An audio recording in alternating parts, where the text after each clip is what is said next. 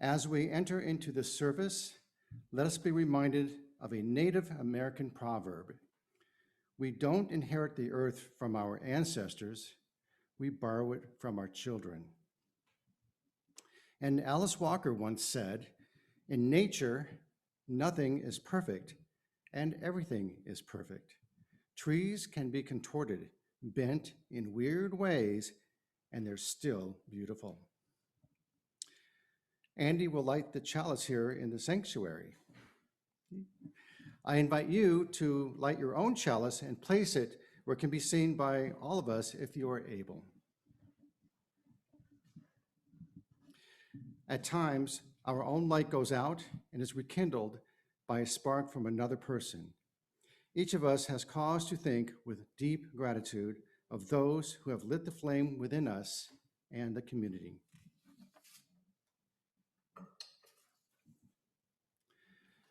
Before we sing the first hymn, let me remind you to leave yourselves muted. However, we want you and whoever is with you to sing with Jan and Mary as big and loud as you like. Make it a joyous experience. So let's all sing the opening hymn, Earth Was Given as a Garden, number 207.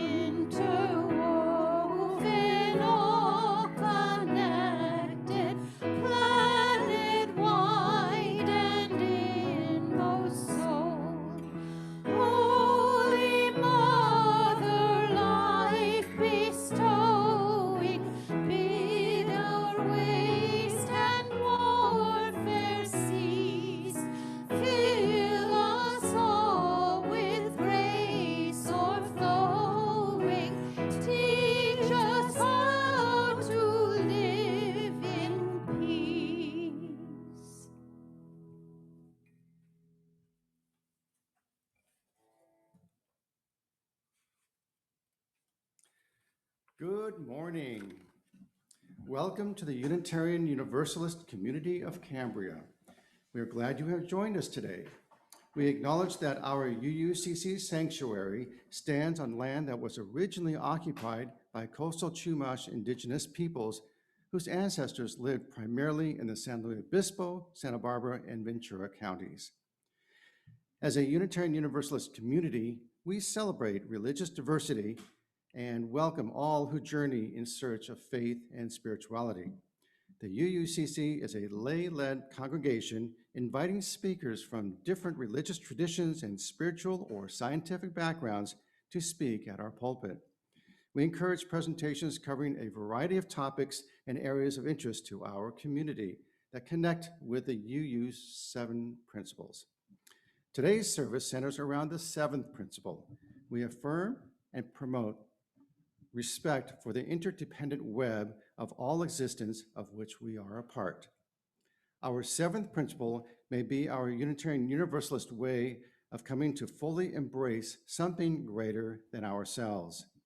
The interdependent web, expressed as the spirit of life, the ground of all being, the oneness of all existence, the community forming power, the process of life, the creative force, even God, can help us deliver that social understanding of ourselves that we and our culture so desperately need.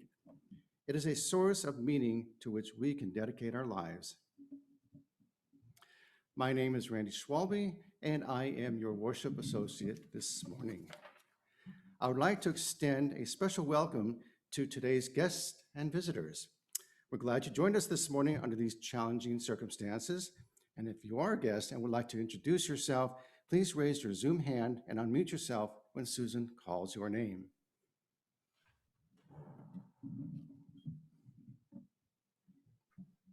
It does not look like we have anyone, so back to you, Randy.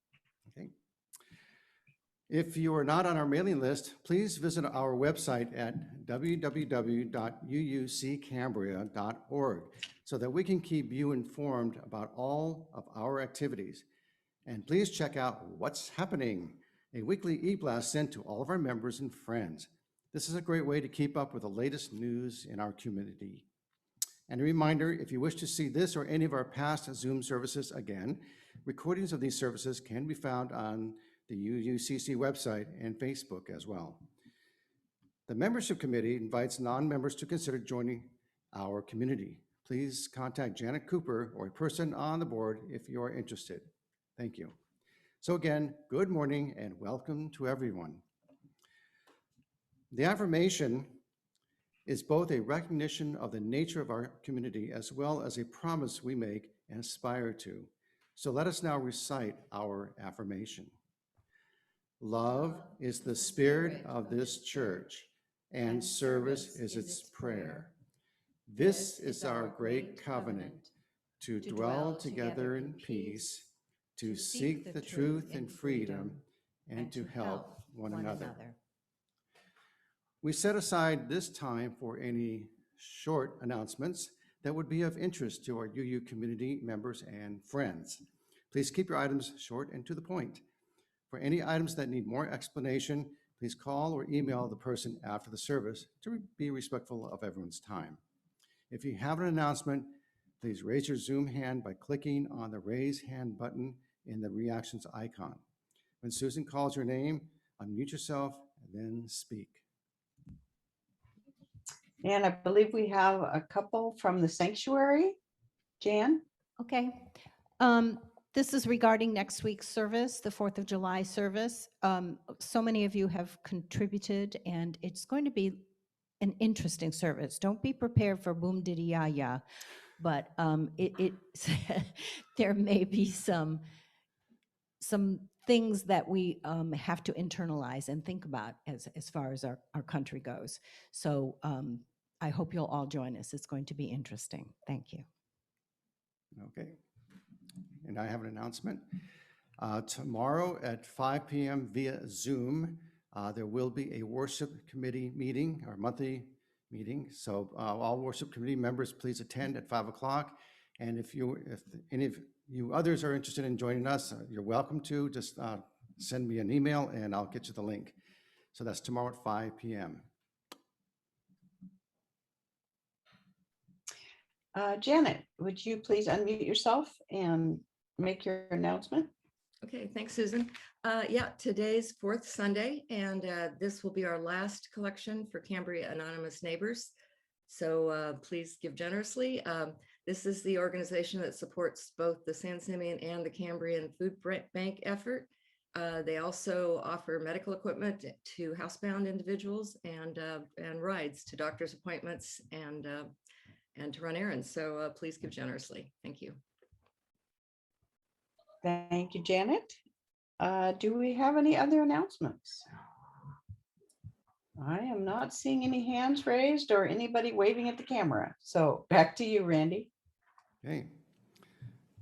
Next week, Jan Collar will host I'm a Yankee Doodle Dandy. So please wear your most festive red, white, and blue attire next Sunday, and we'll celebrate. Sharing together some of our personal and significant joys and concerns brings us closer as a faith community. We invite you to share the milestones that are deeply felt as part of your personal life. But please be mindful and considerate of all who come to worship with us this morning.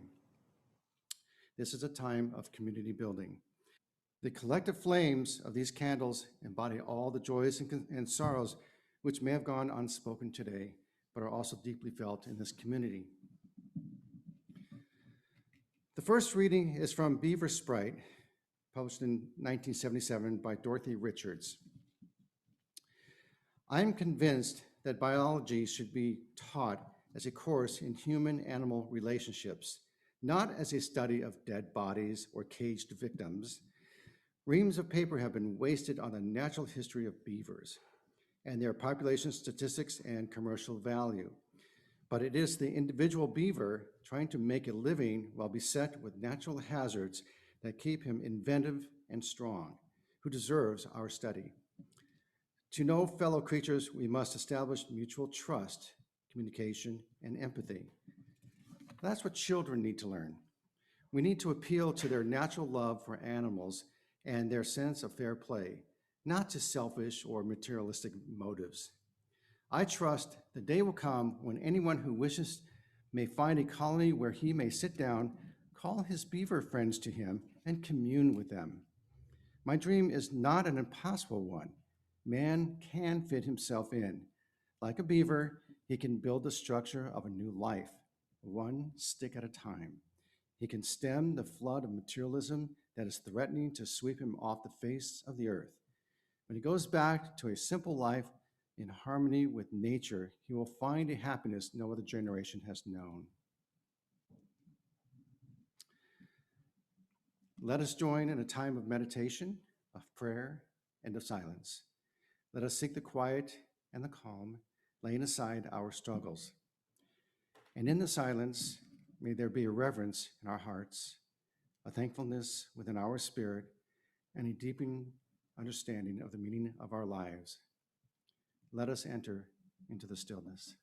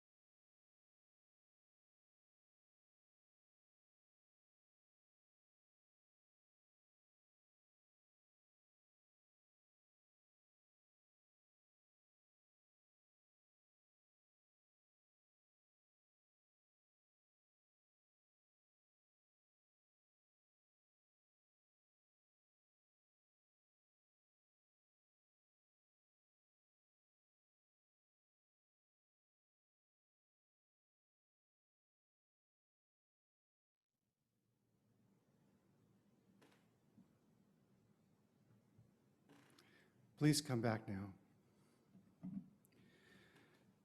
The second reading is an excerpt from The Brilliance of the Beaver, Learning from an Anishinaabe World by Leanne Beta-Samosaki Simpson. 2020 Kreisel Lecture, A Short History of the Blockade, Giant Beavers, Diplomacy, and Regeneration of the Anishinaabe. 200 years of making beavers into accessories led to their near extinction. And now beavers are mostly known to us as a nuisance and an inconvenience. But this indigenous land, this indigenous water, these indigenous bodies have centuries of oral literature and embodied practice that know different. Beavers, Amekwag, represent the practice of wisdom. I want to think about that for a moment. Out of all the beings that make up life on this planet, to my ancestors, Amicwag embodied the politics and the ethical practices of wisdom. Amicwag build dams, dams that create deep pools and channels that don't freeze, creating winter worlds for their fish relatives, deep pools and channels that drought-proof the landscape, dams that make wetlands full of moose, deer, and elk, food cooling stations, places to hide, and muck to keep the flies away. Dams that open spaces in the canopy so sunlight increases, making warm and shallow aquatic habitat around the edges of ponds for amphibians and insects. Dams that create plunge pools on the downstream side for juvenile fish, gravel for spawning, and homes and food for birds. And who was the first back after a fire to start the regeneration makework? Amek is a world builder. Amek is the one that brings the water. Amek is the one that brings forth more life.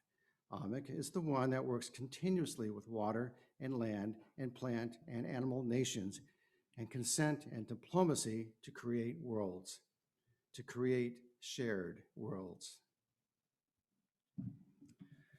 Please join us singing Land of the Silver Birch, a Canadian folk song.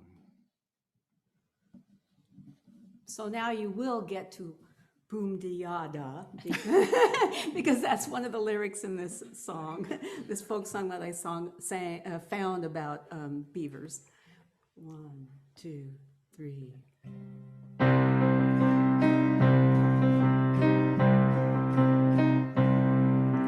Land of the silver birch, home of the beaver, where still the mighty moose wanders at will.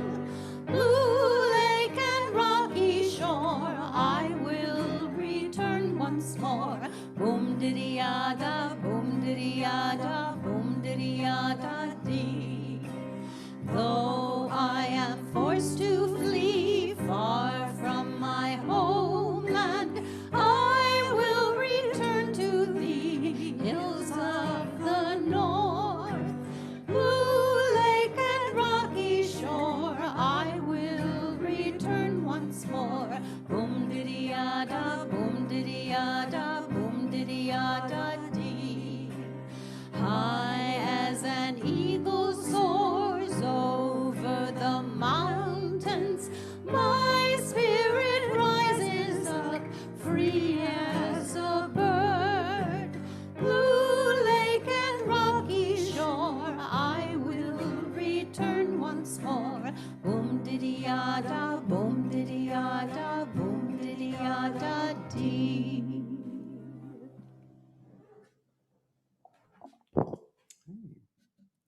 Good job out there. Today's sermon is titled Beavers and Why They Matter, to be delivered by Audrey Taub. Audrey was raised in the Hudson River Valley in New York State, the hometown of folk singer and river steward Pete Seeger. Unbeknownst to her, she was steeped in a culture of stewardship for our waterways. She graduated from SUNY Potsdam with an MA in mathematics, worked for Goldman Sachs and Company in downtown Manhattan before realizing the materialistic American dream was not her dream. Audrey moved to Washington State and became a student of the Wilderness Awareness School, where she trained as a naturalist and nature mentor. There, Audrey met Gilbert Walking Bull, a Lakota elder, who provided an indigenous perspective to her life. In 2005, she moved to SLO County and currently resides in Atascadero near the Salinas River with her husband and 3 children.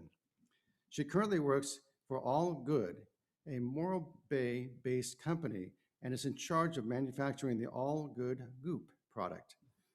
In 2019, Audrey founded the Slow Beaver Brigade at a discussion with friends around climate change and more specifically, how we can contribute to climate regeneration. Starting the brigade was her gift back to the wetlands that have given so much to her over her lifetime. I give you Audrey. Thank you, Randy. Let me share my screen.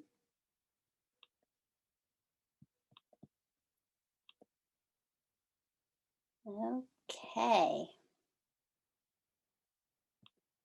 there we go. Well, good morning. I really appreciate the invite today. Yeah, this is quite special. So beavers and why they matter, and the Slow Beaver Brigade, and we've just been around for 1 year. And our mission is really to educate our county that beavers live here, and it's a good thing. And I also want to point out that I'm not a scientist. I'm just a citizen who really enjoys being outside. Um, yeah, so let me begin. I really enjoy taking people out to the Beaver Dam complexes right here in Atascadero, and they're right on, the edge, the city limits of Atascadero, or some beautiful beaver complexes. And there's a photographer, Donald Quintana. You may know him. He's Los Osos native. And he took a liking to the Beaver Brigade and spent some time photographing. And he made this short video. So I wanted to share this to start, kind of immerse you as best we can in this setting in the beaver environment here. I'll be quiet so you can hear the bird song and just experience them for a moment.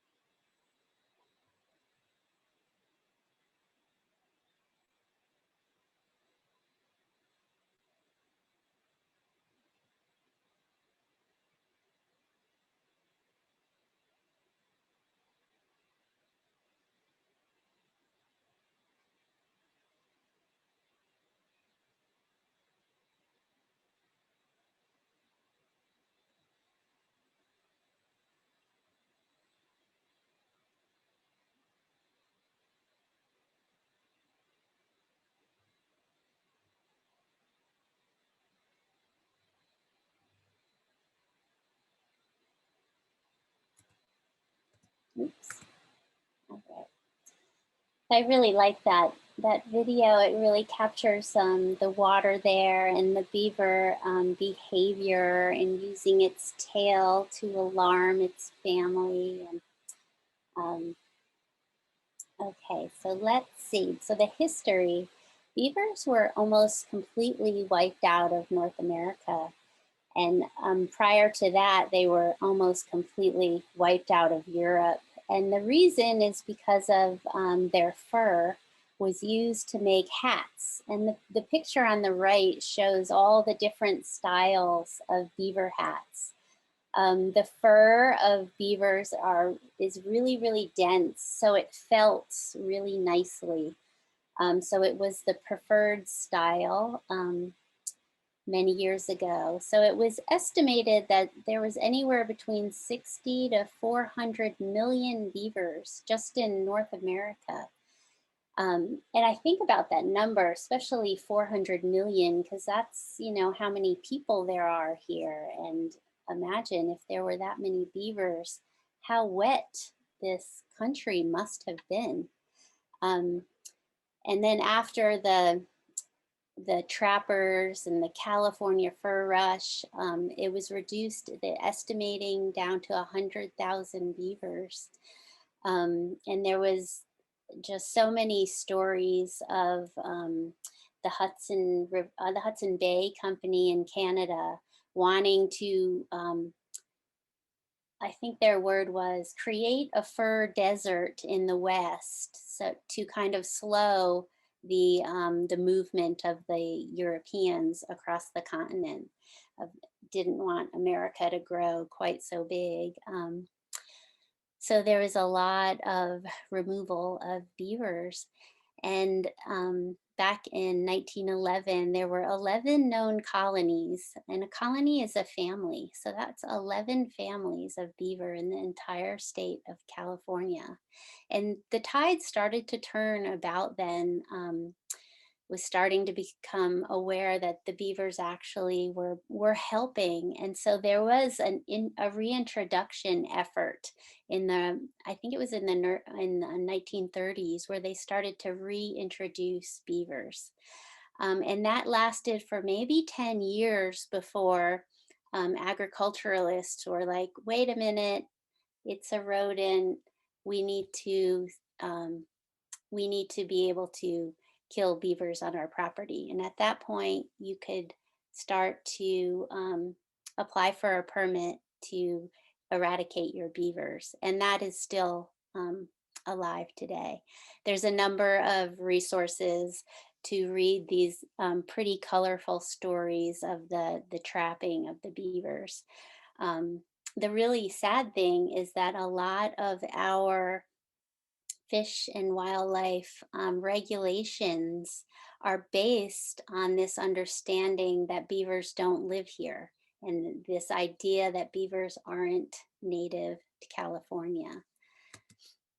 So because of that, in 2013, a number of groups got together and began gathering evidence, and they published in the California Fish and Game, as it was called then, journal, a new historical range map.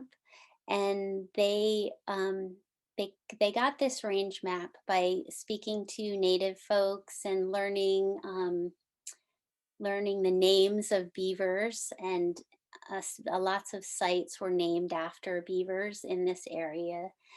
There were actual dams found, and they carbon dated back many, many, many years. And so they were able to see that beavers actually did live in all these areas.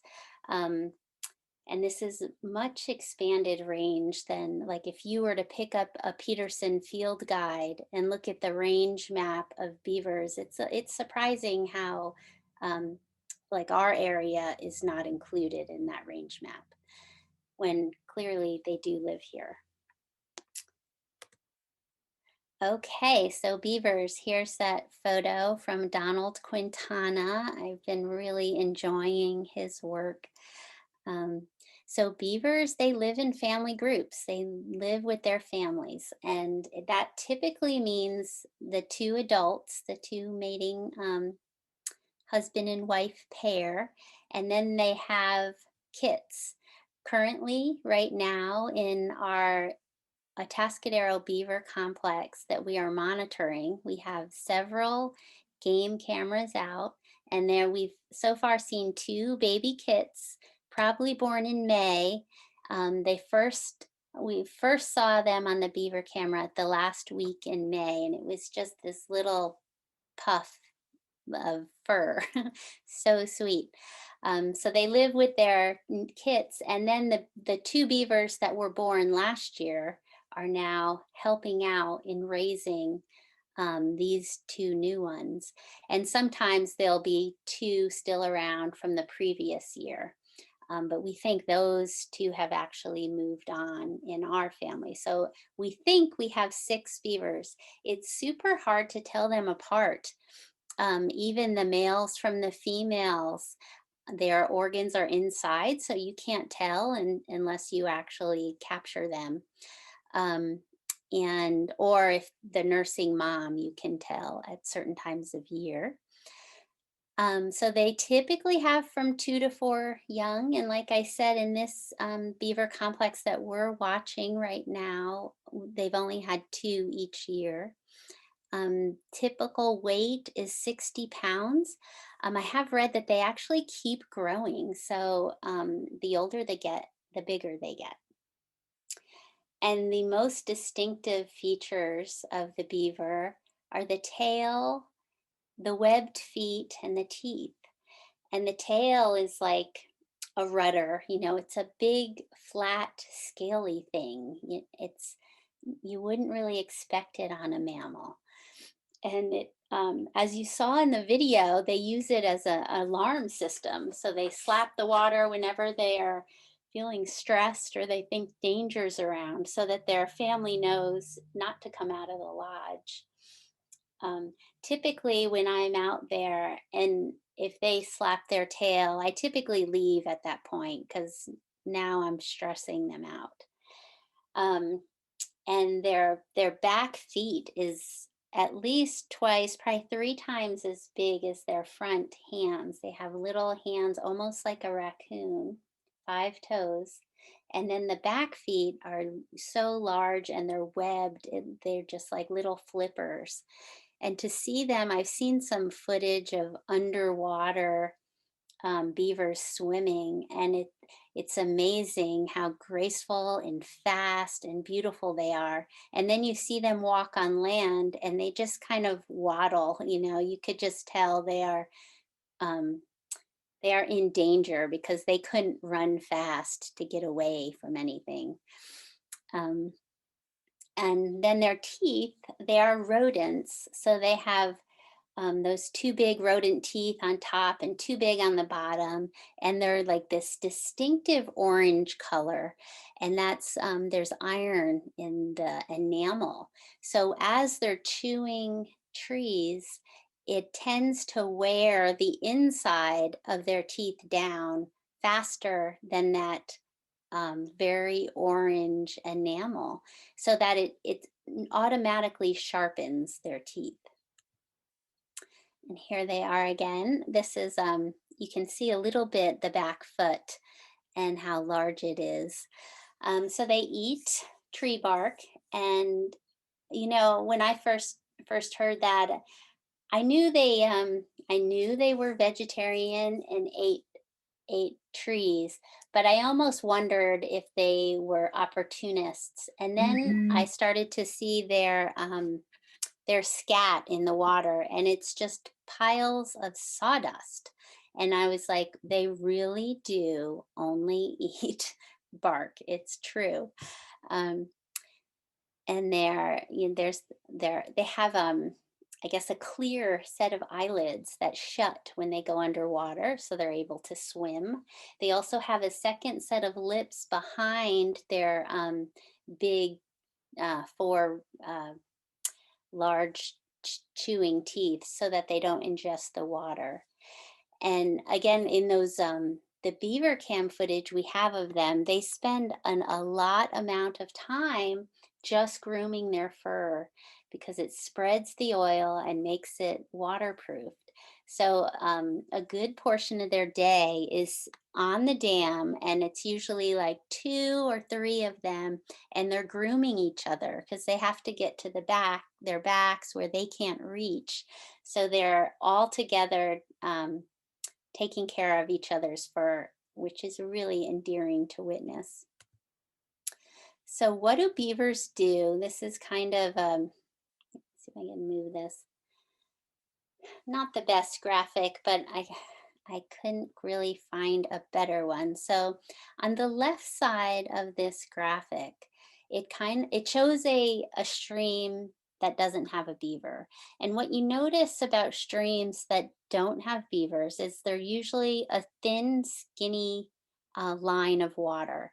And what happens is it tends to get in size. So it's deep. From the side of the water is usually deep until the water of the stream. And the flows, when we have the seasonal high rains, tend to cause even more erosion and rush more of that stream bed or the banks out so that it gets even deeper and deeper and deeper. And and that it just starts to this cascading effect of dryness on the landscape. If you notice, the graphic on the left is more, it's yellow. It shows there's not a lot of plant life around there.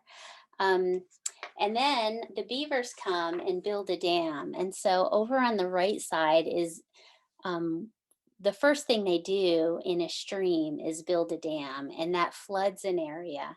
And then they'll build another dam and flood a little more. And the whole point of the dam is to give them safe passage to their food. So they want to get to the trees and they don't want to get out of the water because they're really slow and awkward on the water. So if a predator came, they're really easily picked off. But if they're in the water, they're incredible swimmers. So that's what the dams do. They create safety. Now, in other parts of the country, like Colorado, they don't always build a dam because they're in a big lake. They actually don't need um, further expansion of their water. So the dams they only seem to build where when they need it. And in the same way, they don't build lodges typically in on a river. At least in this area, it's very rare to see a lodge. What they do is they dig a hole in the side of the riverbank, and they kind of burrow out inside there. And so they'll have these bank dens, they're called, and they live in there. And they'll have a dry spot, and that's where they have their young. That's where they sleep during the day. Um, okay, so back to the graphic. This beautiful wetland. So a healthy um, waterway looks more like a wetland. The beavers dig out all of these side channels along the water so that the water just spreads further and further out, and the green, the plants around a beaver complex are just so green, even in the midst of a drought. The area around a beaver complex is just thriving and green and full of bird song. And there's a common, I guess it's a permaculture saying about water: slow it, spread it, sink it. And that's what beavers automatically do. They're slowing the flow of water. They're spreading it out and allowing the water to sink down and recharge our aquifers. Another benefit of all these series of dams is that each dam filters some silt out of the water. So the water actually gets cleaner and cleaner. And there are new studies coming out about the purifying effects of beaver dams, and which is really fascinating. Oops. So fire. Um, We are super lucky right now because a local researcher from CSU Channel Islands, Dr. Emily Fairfax, is studying the beaver complex here in Atascadero. And she has done a lot of research on fire and beavers. If you ever look her up, Dr. Emily Fairfax has created some wonderful YouTube, like 2-minute demonstrations about how beaver are helpful in fires, and they're really enjoyable. But this photo was made from Dr. Joseph Wheaton from Utah State University, and he also studied fire, the effects of beaver dams or beaver complexes, which is just a series of beaver dams for wildlife. And you can see both of them studied these large scale. This is not a little wildfire. This is 65,000 acres in Idaho, and it just devastated the landscape. But the beaver complex remained relatively untouched. And what this means is that this is where all the wildlife can go, and this is where they could wait out the fire. They even took air, I'm not exactly sure how, but air temperatures during the wildfire, and they learned that the temperature above the beaver complex never got above 120 degrees, which is still hot but livable. And that's really encouraging. And additionally, these areas provide a beaver break, fire break, because water doesn't burn, and the really wet plants, um, especially if there's not enough of a beaver complex that it's large enough, can prevent the fire from jumping to the other side, and that's super encouraging for us in California. So beavers in drought. This is a graphic from Dr. Fairfax. She studied, now looking at, well, what happens beneath the surface around a beaver complex. And on the left side, it shows a stream without beavers. And you can see the stream on groundwater, the deep water table. And you can see the roots of the vegetation during a drought. They will pretty much dry out. They won't be able to reach the groundwater at all. Whereas when there's beavers on a stream, they build these channels, and it's hard to see on the right side, but there's little pockets of water in between the plants, and those are the channels the beavers built. And so the groundwater stays really high, and so the roots of the plants can reach the water even in a drought. So the area around a beaver pond, you really can't tell you're in a drought. And this was taken in August of last year, and we've been leading walks out to the Beaver Dam complex in Atascadero with Dr. Emily Fairfax, which is super fun. But on the right side, there's our walk from the parking area to the Beaver Dam in August. It was probably 100, maybe 103 that day. And you can tell it's like crispy, it's dry. It's a typical North County scene. And yet on the left side, once we arrived there, this is August, and it's 100 degrees, but not above the beaver, not when you're standing knee deep in a river, in a beaver pond. And it's just beautiful. It just got greener and greener and greener, regardless that the rest of the area was getting drier and drier and drier. And beavers are a keystone species. These are some of the photos we've taken out there. The dragonfly, there's so many families of wood ducks, are so sweet to see. There's babies right now, ducklings. And you can see they'll start out to be like 8 or 9 little ducklings, and now there's like 3 or 4 little ducklings. So it's tough to be a duck. Occasionally on our beaver cam, I was just looking yesterday from last week, and there's a really happy bobcat with this big duck in its mouth. So it's hard to be a duck out there. Oops. The eggs were of the red-winged blackbirds nesting out there, and the pied-billed grebe was the smaller one. I don't know how to go backwards on these slides, so um, this is a graphic from the Martinez beavers.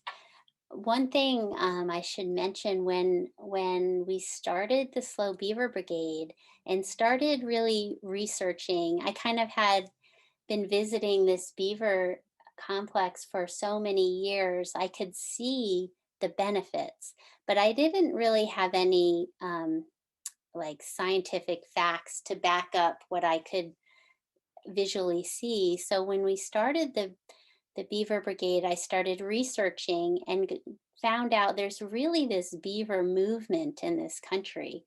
And a big player in this movement are this Martinez Beavers group.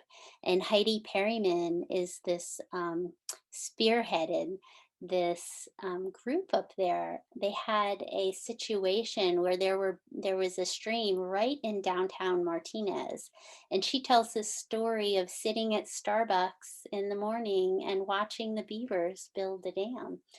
And it's just so fascinating. So the whole town kind of rallied to support the beavers because they got so involved with watching the families grow, and the town was really worried about flooding. So it was a controversy. But um, this is their, I guess, I don't know, motto.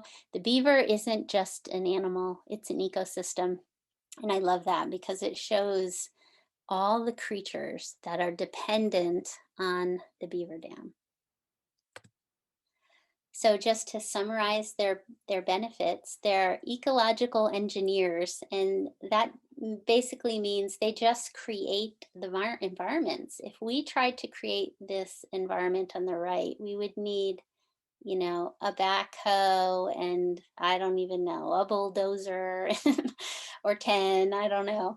And they know how to do it themselves. They are keystone species. There's a ton of species that are dependent upon them.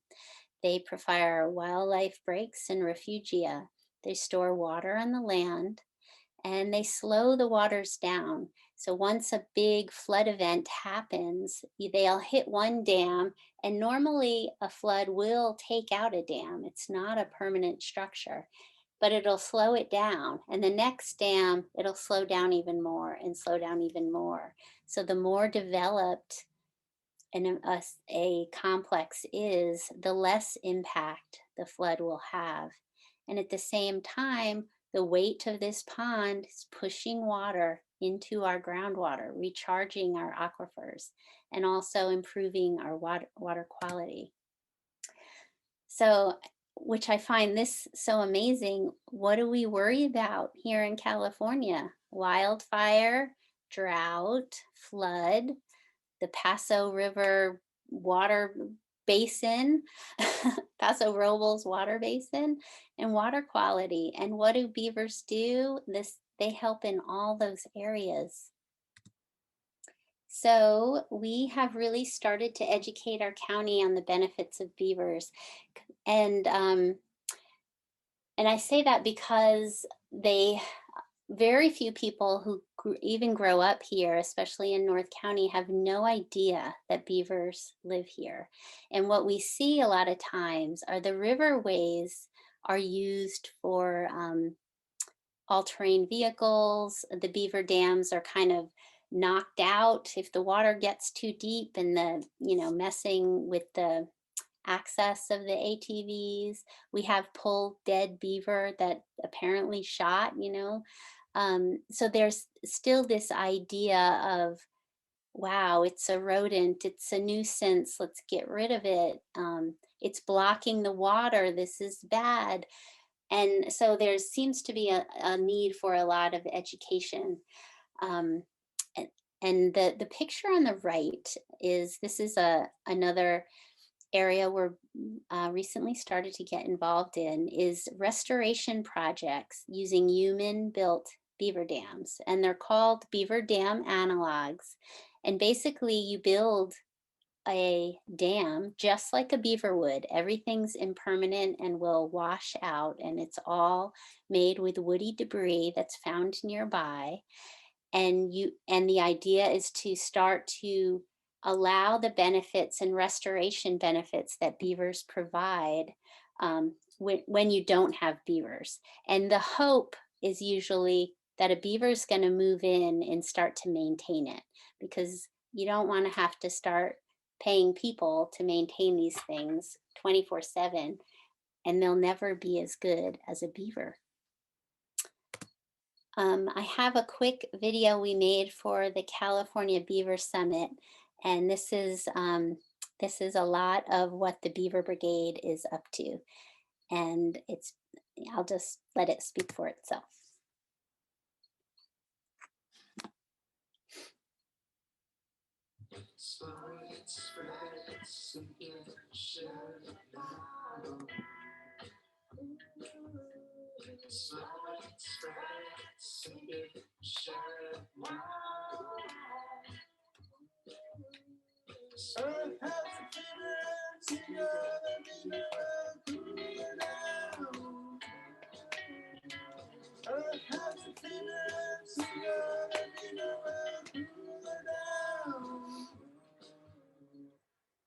We're here, we're just trying to give the beavers a chance.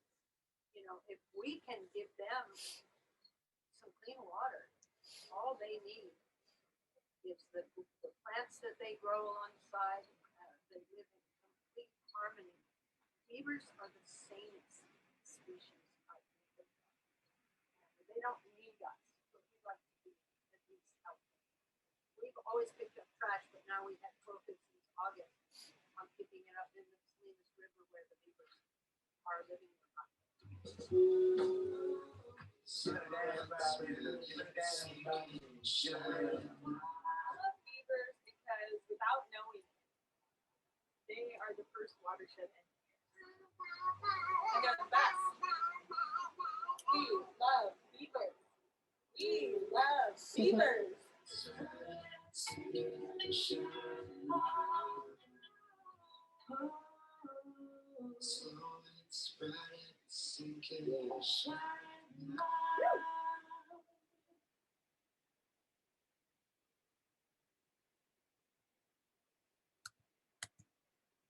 All right. And then what you can do, I do want to share on the right is a mural. And right at this moment, as we're speaking, it is being painted on Brew Coffee House on El Camino in downtown Atascadero. I'm so excited. My whole family's there, probably covered in paint, helping with this.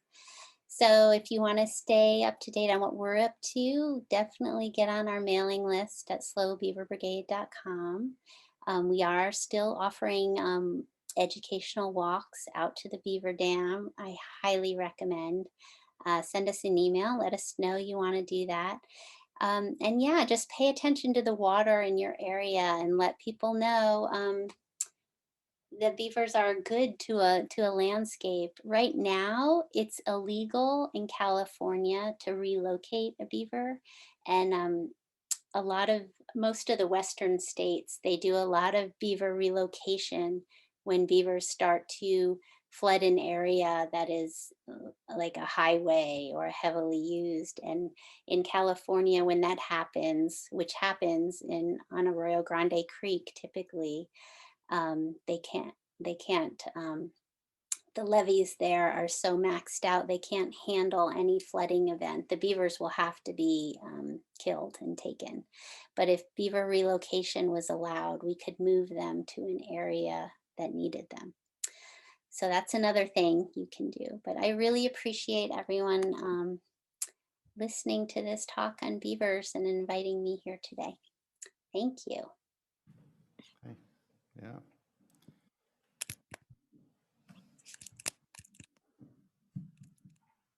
I'm not sure if I'm on. Okay. Thank you, Audrey. That was very inspiring and educational, and just the awareness is profound. So we appreciate that, and I hope we can find more find out more about your organization, et cetera. So anyway, thank you so much for sharing with us. Normally at this time, we receive offerings from our congregants. However, due to the virtual format of this service, we invite you to make your offering in one of the methods shown on the screen. These methods are posted in the newsletter and on the UUCC website. Please keep in mind that our congregation is entirely self-governed by the democratic process. One of the privileges of our free church tradition is to provide all of the financial support for our many ministries from among ourselves. Generosity, therefore, is one of the spiritual values we recognize as central to our personal and our institutional well-being. You're invited to participate in the blessing of giving by sending us an offering. Thank you.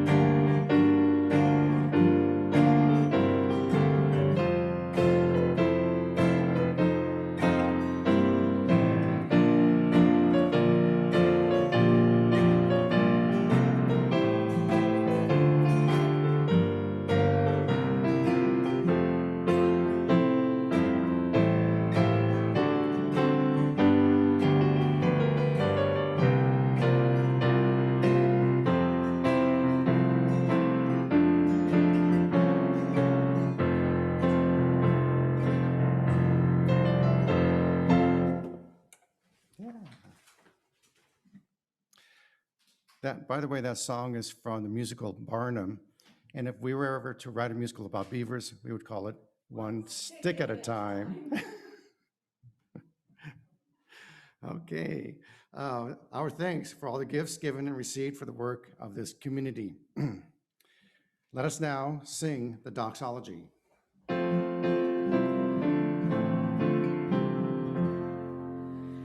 From all that dwell below the skies, let faith and hope with love arise. Let beauty, truth, and good be sung through every land, by every tongue.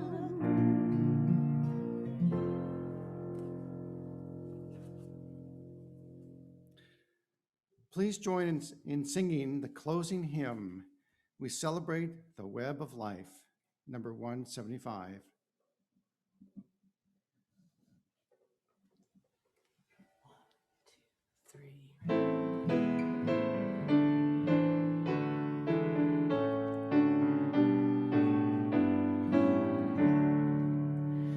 We celebrate the web of life, its magnitude we sing, for we can see divine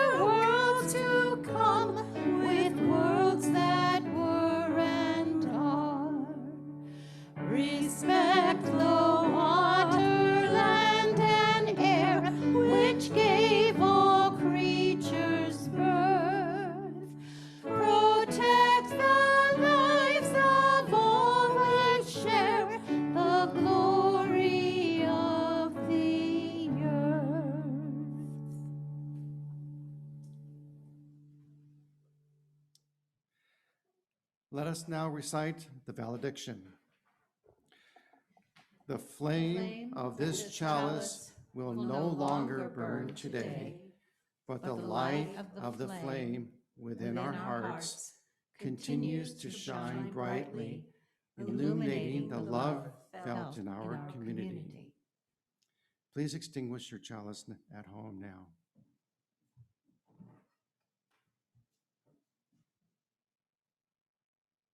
Thank you, Mary. After the benediction, please click on the gallery view button in the upper right corner of your screen. But please remain muted. Susan will call on you when you raise your Zoom hand. Audrey? Thank you. And this is a thank you from Gilbert Walking Bull, my mentor, a prayer that he taught me. And today I give thanks and I remember all the beings that live in the sky, the cloud beings, the winged ones. And I remember all the beings that live in and on the earth. And I remember all the beings that live in and on the waters of this earth, from the depths of the ocean all the way to the surface. And all these beings that live in and on this earth, you have made for us, and they are good. I remember today all the trees and the plants and the fruit trees and the flowering bushes and the roots and the grasses, these beings that protect us and feed us and heal us and provide for all of our needs. And we are thankful. I remember those that are forever sacred, the sun, the moon, the thunder beings, and the stones. Thank you, all of my relations.